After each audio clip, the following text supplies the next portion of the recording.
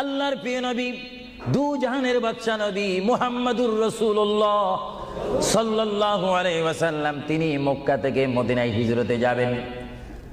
মাতৃভূমি থেকে মক্কা শরীফ থেকে তিনি মদিনাতুল মুনাওয়ারা শরীফে যাবেন। যাওয়ার কয়েক মাস পূর্বে আল্লাহর প্রিয় নবী, দু জাহানের বাদশা নবী মুহাম্মাদুর রাসূলুল্লাহ সাল্লাল্লাহু আলাইহি ওয়াসাল্লাম সাহাবীদের মধ্যে শ্রেষ্ঠ সাহাবী, কিয়ামত পর্যন্ত আমার রাসূলের যুগ থেকে কিয়ামত পর্যন্ত কোটি কোটি কোটি কোটি ঈমানদার মুসলমান মুত্তাকিন ফরেজগার ওলি গৌস কুতুব ফকির দরবেশ সকলের ঈমানকে যদি এক পাল্লার মধ্যে রাখা হয়, সাইয়্যিদনা আবু বকর সিদ্দিক রাদিয়াল্লাহু তাআলা আনহুর একটি রাত্রির সমতুল্য হবে না। জোরে বলেন সুবহানাল্লাহ। সমস্ত ঈমানদারের ইবাদত যদি এক পাল্লাতে রাখা হয়, সাইয়্যিদনা আবু বকর সিদ্দিক রাদিয়াল্লাহু তাআলা আনহু এক রাতে যেই ভালোবাসা রাসূলকে দেখিয়েছেন, তার পরিমাণ ভালোবাসা সমগ্র সৃষ্টি জগতের মুসলমানের হবে না। চিৎকার দিব সুবহানাল্লাহ। সাইয়্যিদনা আবু বকর সিদ্দিককে আল্লাহ রাসূল বললেন, আবু বকর, আমি আমার মায়ের দেশ, আমি আমার বাবার দেশ, আমি আমার দাদার দেশ মক্কাতুল মুআজ্জামা মক্কা শরীফ মাতৃভূমি ছেড়ে আল্লাহর হুকুমে কাফেরদের অত্যাচারে আমাকে এখান থেকে হিজরত করে চলে যেতে হবে। যদি আমি হিজরত করি, আবু বকর তুমি আমার সঙ্গী হয়ে থাকবে। চিৎকার দিয়ে বলুন সুবহানাল্লাহ। আল্লাহর প্রিয় নবী কোন দিন হিজরত করবেন, কোন মাসে করবেন, কি সকাল বেলায় করবেন, না সন্ধ্যায় করবেন, না গভীর রজনীর মধ্যে করবেন, না দিনের মধ্যে করবেন, না ঠান্ডার সিজনে করবেন, না গরমকালে করবেন, না গ্রীষ্মকালে করবেন, না বসন্তকালে করবেন, কোন অবস্থায় করবেন, কোন দিন করবেন, কোন মাসে করবেন, তার নির্দিষ্ট করে বলেনি। আল্লাহর প্যারা নবী, দু জাহানের বাদশা নবী মুহাম্মাদুর রাসূলুল্লাহ হিজরত করার টাইমে সাইয়্যিদানা আলী রাদিয়াল্লাহু তাআলা আনহুকে ডাক দিয়ে বলে, আলী আমি হিজরত করব, আমি রাত্রের আঁধার অবস্থার মধ্যে মাতৃভূমি ছেড়ে চলে যাব। আলী তুমি আমার বিছনার মধ্যে শুয়ে থাকবে, কম্বলখানা গায়ে দিয়ে শুয়ে থাকবে। আলী কাফিররা তোমাকে মারার জন্য চেষ্টা করবে, কিন্তু তোমাকে মারতে পারবে না। আলী আমি যাওয়ার টাইমে অনেকের আমানত টাকা পয়সা আমার কাছে রয়েছে, আমি তোমার হাতের মধ্যে দিয়ে দিলাম। সকাল যখন হয়ে যাবে তুমি তাদের আমানতগুলা তাদের কাছে পৌঁছাই দিবে। এতে প্রমাণ হলো হযরত আলী যদিও নবীর বিছনার মধ্যে ঘুমিয়ে যায়, তারপর আলীকে মারা যাবে না, যেহেতু যদি আলী মরে যাইতেন আলীর নিকটে আমার নবী আমানত রাখতেন না। জোরে বলেন সুবহানাল্লাহ। আরো জোরে বলেন সুবহানাল্লাহ। তাহলে কাফেররা আলীকে মারতে পারবেন না, এটা নবী জানে কি জানে না? আওয়াজটা ডাউন হয়ে গেল, উচ্চ সুরে বলেন নবী জানে কি জানে না?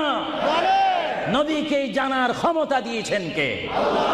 কারণ নবীর টিচার তো কোনো ব্যক্তি নয়, নবীর টিচার কোনো ফেরেশতা নয়, নবীর শিক্ষক কোনো মানুষ নয়, নবীর শিক্ষক একমাত্র হচ্ছে আল্লাহ। জোরে বলুন কে? আরো জোরে বলুন কে? আল্লাহ যার শিক্ষক, তার এলেমের কি কমতি আছে নাকি? হযরত আলী জীবনকে ভয় না করে তিনি রাসূলুল্লাহ পালঙ্কের মধ্যে তিনি শুয়ে পড়লেন, বিছনার মধ্যে শুয়ে পড়লেন। যখন শুয়ে পড়ল, কাফেররা প্রবেশ করে দেখেন ওই চকির মধ্যে নিশ্চয়ই মুহাম্মদ ঘুমিয়ে আছে। বলেন সাল্লাল্লাহু আলাইহি ওয়াসাল্লাম। কম্বলখানা উঠি তারা দেখলেন মুহাম্মদের স্থানে শুয়ে আছেন শের খোদা হযরত আলী। কাফেররা বলল, আলী আমরা তো ইচ্ছা করলে তোমাকে জবা করে দিতে পারি বা তোমাকে জবাই করে দিতে পারতাম, আলী তুমি কেন এই বিছনার মধ্যে শুয়ে আছো? হযরত আলী চোখের পানি ছেড়ে বলে, কাফেররা তোমরা এখনো পর্যন্ত আমার হাবিবকে চিনতে পারোনি, আমার নবীকে চিনতে পারোনি। আমার নবী শুধু এখানে আমাকে শোয়াইছেন, ঈমান পরীক্ষা করেছেন, শুধু তাই নয় আগামী দিন সকালবেলায় মানুষের আমানতের জিনিস মানুষের কাছে পৌঁছায় দেওয়ার জন্য রাসূলুল্লাহ তাও আমাকে বলেছেন। তাহলে বোঝা গেল একদিকে আমি রাসূলুল্লাহর পেটের মধ্যে ঘুমাবো, আর সকালবেলায় আমি উঠে মানুষের আমানত তাদের হাতে পৌঁছায় দেব। জোরে বলেন সুবহানাল্লাহ, বলেন আল্লাহু আকবার, আরো জোরে বলুন আল্লাহু আকবার। মহান নবীকে এত সুন্দর করে পৃথিবীতে পাঠিয়েছেন আল্লাহ। জোরে বলেন কে? তাহলে ভাইয়েরা আমার, কেউ যদি আমাকে মারতে আসে আর আমি যদি জানি আমার পালকের মধ্যে যদি আমি শুয়ে থাকি কেউ আমাকে জবা করে দিবে, আর এই টাইমে যদি আমার ভাইকে যদি আমি বলি, বিশেষ করে সভাপতিকে যদি বলি আপনি একটু আমার পালকে ঘুমান, উনি বলবে আমার সভাপতির প্রয়োজন নেই, আমার জান বাঁচা ফরজ, বসবে না, থাকবে না। আর সাহাবায়ে কেরাম জেনে শুনে মেনে ইচ্ছা করে নিজের জীবন প্রতি মুহূর্তে মুহাম্মদ রাসূলুল্লাহ চরণের মধ্যে দেওয়ার জন্য প্রতি ওয়াক্তে প্রস্তুত ছিল। চিৎকার দিয়ে বলেন সুবহানাল্লাহ। আল্লাহর পেয়ারা নবী হিজরত তিনি শুরু করলেন। আল্লাহর পেয়ারা নবী মায়ের দেশ মক্কা শরীফ থেকে আল্লাহর নবী চলে যাচ্ছেন। চলে যাওয়ার টাইমে সাইয়্যিদানা আবু বকর সিদ্দিকের ঘরের মধ্যে গেলেন।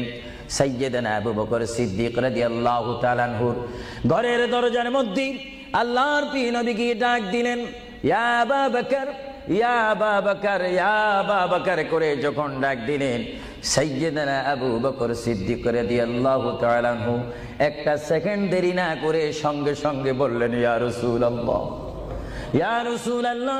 আল্লাহর প্যারা নবী চক্ষু মুবারকের পানি মুবারক ছেড়ে দিলেন, আবু বকর তুমি রাত্রে এমন সময় আমি এসেছি, নিশি রজনীর মধ্যে এসেছি, যেই টাইমে মানুষ একটু ঘুমায়, ওই ঘুমের টাইমে তোমার ঘরের দরজার মধ্যে এসে তোমাকে ডাক দিলাম। বেড থেকে ঘুম থেকে উঠতে তো তোমার 2-3 মিনিটের প্রয়োজন, কিন্তু আমি নবী তোমাকে ডাক দেওয়ার সঙ্গে সঙ্গে তুমি কি করি ইয়া রাসূলুল্লাহ বলতে পেরেছো? হযরতে আবু বকর চোখের পানি ছেড়ে বলে, হুজুর আপনি আপনার সঙ্গে আমাকে হিজরতের কথা বলেছেন, কোন দিন হিজরত করতে হবে তা আপনি নির্দিষ্ট বলেন নেই। হুজুর আজকে কয়েক মাস অতীত হয়ে গেল আমার জীবনের মধ্যে আরামের ঘুমকে হারাম করে দিয়ে, রাত যখন হয়ে যায় আমার পিঠটা দরজার সাথে লাগিয়ে আমার কানটা দরজার সাথে লাগিয়ে রাখতাম, আল্লাহর নবী কখন আমাকে ডাক দেয়। জোরে বলেন সুবহানাল্লাহ, আরো জোরে বলেন সুবহানাল্লাহ। এটার নাম হচ্ছে মুহাব্বত। যারা রাসূলুল্লাহর মুহাব্বত করে তারা অবশ্যই আল্লাহর মুহাব্বত আদায় হয়ে যায়। সুবহানাল্লাহ। আপনারা বলেন রাসূলুল্লাহ কার রাসূল? আরো জোরে বলুন না, কার রাসূল? ওনাকে রাসূল করে পাঠিয়েছেন কে? ওনাকে হেফাজত করার দায়িত্ব কার? ওনার জবানের হেফাজত করার দায়িত্ব কার? ওনাকে ভালোবাসার দায়িত্ব কার? আমরা যদি রাসূলকে ভালোবাসি আল্লাহ কি খুশি হবে না বেজার হবে? এজন্য ভাইয়েরা আমার, সাইয়্যিদানা আবু বকর সিদ্দিক রাদিয়াল্লাহু তাআলা আনহু তিনি নবীকে এমনই ভালোবাসতেন, যারা রাসূলকে পৃথিবীর বুকে এমনি ভাবে ভালোবাসতে পেরেছেন তারাই হয়েছেন আখিরাতের জান্নাত পাওয়ার গ্যারান্টি সার্টিফিকেট তারা পৃথিবীর থেকে লাভ করেছেন। চিৎকার দিয়ে বলুন সুবহানাল্লাহ।